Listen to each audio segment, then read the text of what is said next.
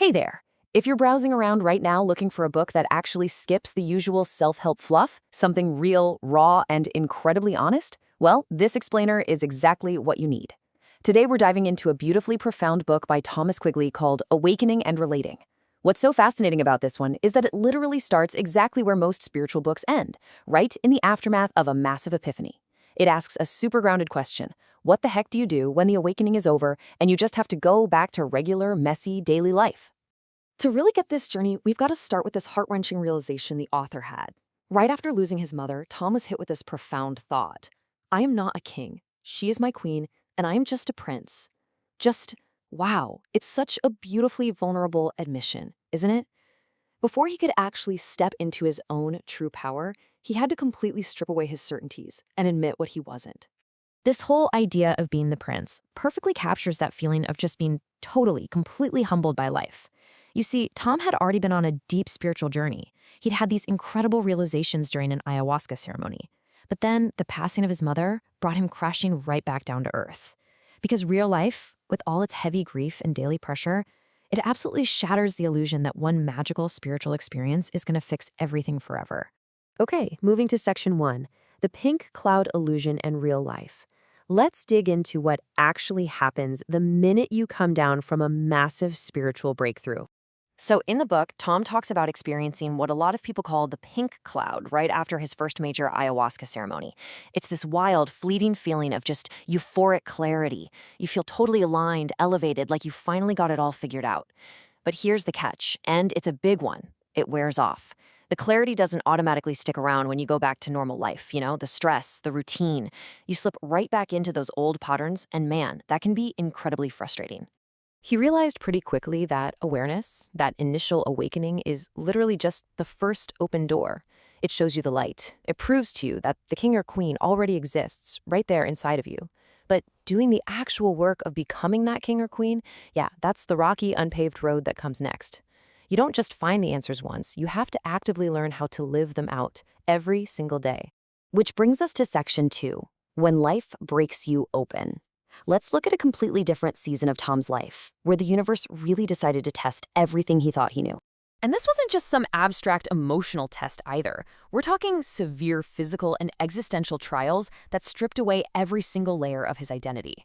On top of the devastating loss of his mom, he went through this terrifying hospitalization with a spinal fluid leak, meningitis, and facing the very real threat of paralysis.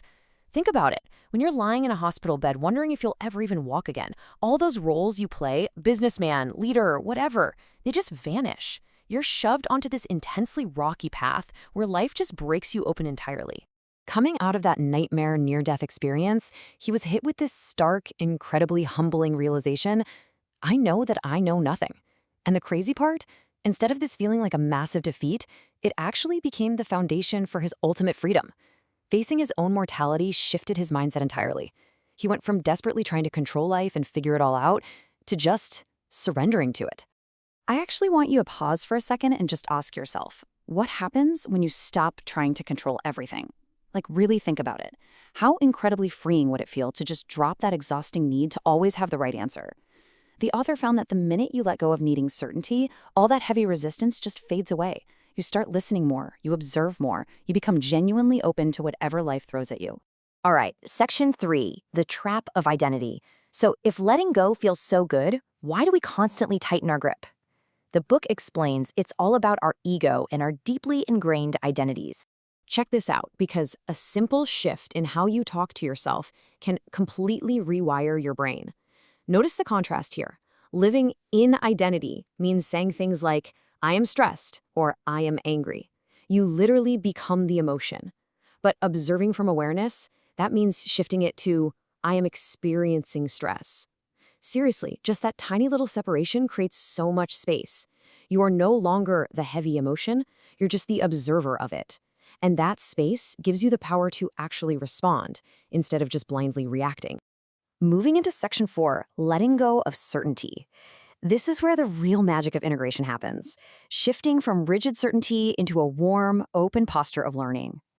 Throughout this wild journey, especially during his transformative work with his mentors, Brad and Kala down in the Inakawa community, Tom discovered this amazing concept called gnosis. Now, this isn't about memorizing religious texts or borrowing someone else's belief system. Not at all. Gnosis is this deep internal knowing. It's a direct, visceral experience of connection. Because true understanding has to be lived and felt in your own body, not just learned secondhand from some lecture or a book. You literally have to experience it for yourself.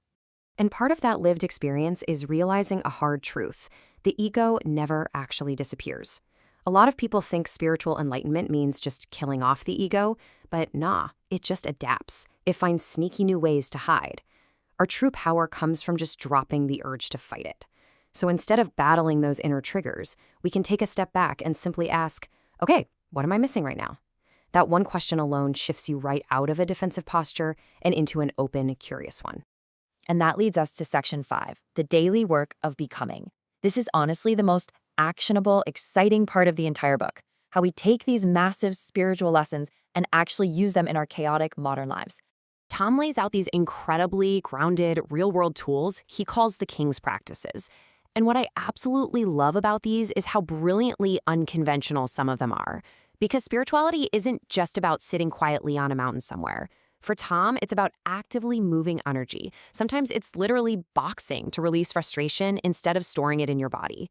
It's even playing pinball. Why? Because you physically cannot play pinball unless you are 100% anchored in the present moment. It's all about finding whatever practice forces you into the right now. Let's actually walk through one of my absolute favorites, the pause. This right here proves this book is packed with stuff you can use right this second. Step 1, you feel that trigger or tension pop up. Step 2, you literally just pause for exactly 3 seconds. Step 3, take one slow, deep breath. And step 4, respond from awareness, not your triggered identity. That tiny little 3-second window, that is exactly where you take your power back from your automatic habits. It is a total game changer. He also dives into some highly effective modalities to help build up this muscle, like dedicated breath work and even cognitive nervous system training using a super cool tool called Neurovisor. And look, these aren't just trendy biohacks. They are actual ways to actively train your nervous system so you can handle life's heaviest, most high-pressure moments with total grace. They help you access those states of deep awareness so you aren't constantly fighting against your own biology. So I'm going to leave you with this final thought. Are you ready to begin the real work that comes after the awakening?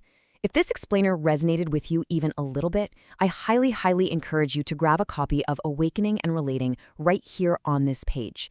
It is such a brilliant, messy, and wonderfully real guide to discovering the true king or queen within yourself.